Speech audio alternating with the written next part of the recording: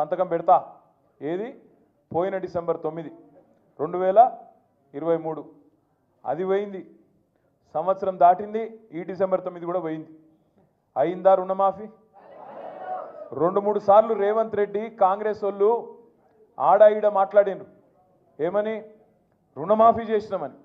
అంటే నేను ఒక్కటే అన్నా, దమ్ముందా? పోదామా?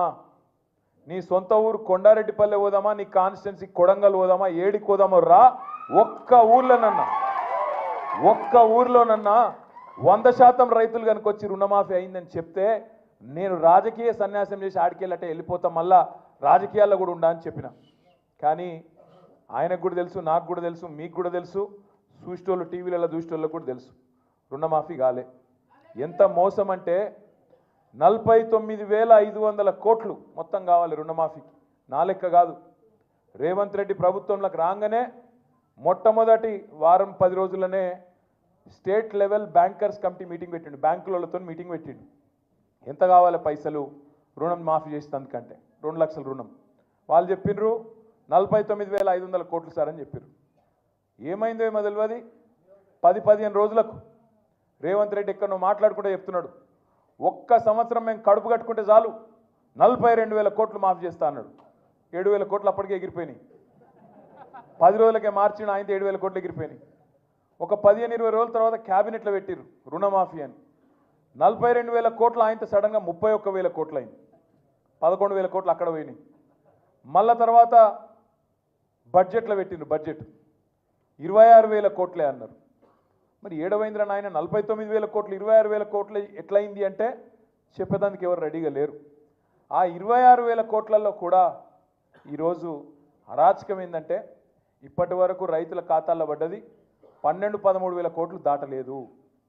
ఏ ఊళ్ళో కూడా 30-35% కంటే ఎక్కువ రుణమాఫీ కాలేదు. ఇది వాస్తవమా? ఎక్కడ కాలే. కొడంగల్లో కాలే, కొండారెడ్డిపల్లిలో కాలే, ఏ ఊళ్ళో కాలే తెలంగాణలో. కానీ సిగ్గు లేకుండా రాహుల్ గాంధీ నుంచి మొదలు పెడితే కింద ఉండే గల్లీలో ఉండే కాంగ్రెస్ కార్యకర్త దాకా అయిపోయింది మొత్తం చేసేసినాం, ఇంకేం లేదు చేయనికే. నేను అడుగుతున్నా, ఒక్కరోజు ఇవ్వాలని అధికారం ఉంది కాబట్టి, నేను టీవీలు చూపెడుతున్నాయి కాబట్టి, నువ్వు మొరుగుడు పేపర్లు రాస్తుండ్రు కాబట్టి ఏది పడితే అది మాట్లాడుతున్నావు. రేపు మళ్ళీ ఓట్ల కోసం రైతుల కాడికి పోయినప్పుడు పంచాయతీ ఎన్నికల్లో, జిల్లా పరిషత్ ఎన్నికల్లో ఇదే రైతులు నీకు బుద్ధి చెప్పరా, బుద్ధి చూపెట్టరా, వాళ్ళ సత్తా చూపెట్టరా అని యాడ్ చేసుకొని అడుగుతా ఉన్నా. ఎన్ని రోజులు అబద్ధాలతో గడుపుతావు? నువ్వే కదా చెప్పినావు. ఏమన్నావు నువ్వు? అన్నాడు కేసీఆర్ 10,000 ఇస్తున్నాడు బిచ్చమేసినట్టు, నేను 15,000 వేస్తా అన్నాడు. ఇప్పుడు ఆ 10,000 వేస్తుండా కనీసం? వానాకాలం రైతు బంధు ఎగ్గొట్టినాడు ఎవడు? రేవంత్ రెడ్డినా? అందుకే అన్న వస్త్రం కోసం వస్తే ఉన్న వస్త్రం పోయిందంటారు. అట్లా అయింది ఇవాళ తెలంగాణ రైతాంగం పరిస్థితి. బాధపడుతున్నారు. కొడంగల్లో కూడా రేవంత్ రెడ్డి కోటేసిన ప్రతి రైతన్న బాధపడుతున్నాడు.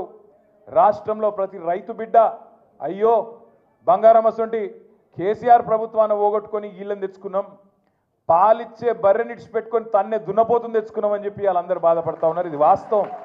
రాష్ట్రంలో ప్రతి రైతు బాధపడుతున్నాడు. ఒక్కరు నువ్వు నేనని కాదు, రాష్ట్రంలో ప్రతి ఒక్కరు బాధపడుతున్నారు. ఇప్పుడు అక్క చెప్పింది, మేము హైదరాబాద్లో ఆడనో ఇన్నో తిరిగేటప్పుడు ఊళ్ళలో పోయేటప్పుడు ఆపి అడుగుతున్నారు. మొన్న నేను గిడ అసెంబ్లీకి నుంచి వస్తున్నా, ఇంటికి ఆఫీస్కి వస్తున్నా, ఆడ సిగ్నల్ పడ్డది, ఆగితే పక్కకు ఒక ఆటో వచ్చింది.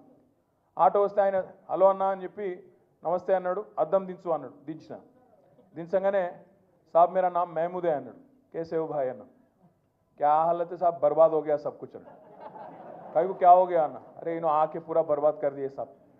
अन्ना का फिर क्या करना? अंटे कुछ करो ना साहब अन्ना. क्या करना? एक वोट का सजा 5 साल है ना भाई, क्या करना अन्ना?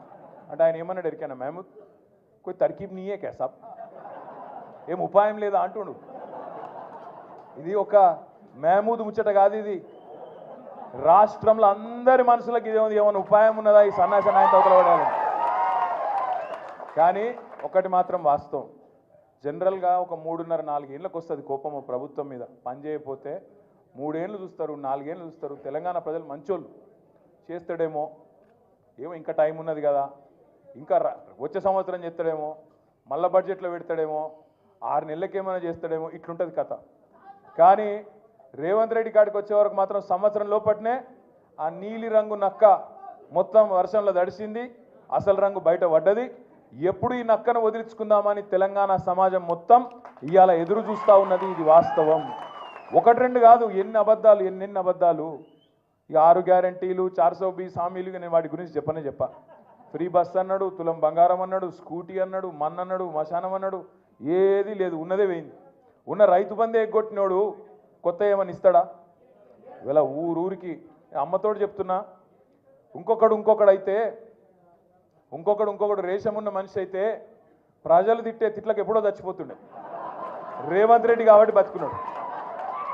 పురాగా సిగ్గు తప్పినోడు, పురాగా ఇజ్జత్ లేనోడు కాబట్టి బతుకుతున్నాడు. కానీ ఇంకోడైతే ఎప్పుడన్నా ఆయన ఓ బకెట్లో నీళ్లు పోసుకొని ఆయన నీళ్ళలో దుంగి చచ్చిపోతున్నాడు. అరే రామ, ఏం తిట్టుడు అది? మేము కూడా విన్నాం, మస్తుగా విన్నాం. కానీ అవి ఏం తిట్లు నాయన? ఆడ మూసి ఒడ్డు పొంట పోయి ఇక్కడ గొట్టం పెట్టుడు ఆలస్యం, ఏడున్నాడు రమ్మను అని. అరే గంత కోపం ఏంద్రా పోయేట? మామూలు కోపం లేదు ఒక్కొక్కలకు. రమ్మను, ఇప్పుడు ఇక్కడ రమ్మను దమ్ముంటే. నిజంగా చెప్తున్నా, రేవంత్ రెడ్డి గారు కెమెరాలో చూస్తున్నావు, ఇక్కడ పోలీసు వాళ్ళు కూడా ఉన్నారు, నీ వాళ్ళు నాకు ఎరికే. రేవంత్ రెడ్డి యాది పెట్టుకో, యాడికి పోయినా ఒక 500-600 మంది సెక్యూరిటీని పెట్టుకుని, లేకపోతే మాత్రం ఈ బలగొట్టేటట్టున్నారు ప్రజలు. ఎక్కడికి పోయినా మాట్లాడతారు, అక్కడక్కడ డైలాగులు కొడుతుంటారు రేవంత్ రెడ్డి. మగోడి అయితే రా, అప్పుడప్పుడు ఆగురా అయ్యాను, మీలో లేదు చెవులలో మీలో లేదురా భయ్, ఆగు. అక్కడక్కడ మాట్లాడుతుంటాడు. కేసీఆర్ దమ్ముందా అంటాడు. కేసీఆర్ అంటాడు. నేను అంటున్నా,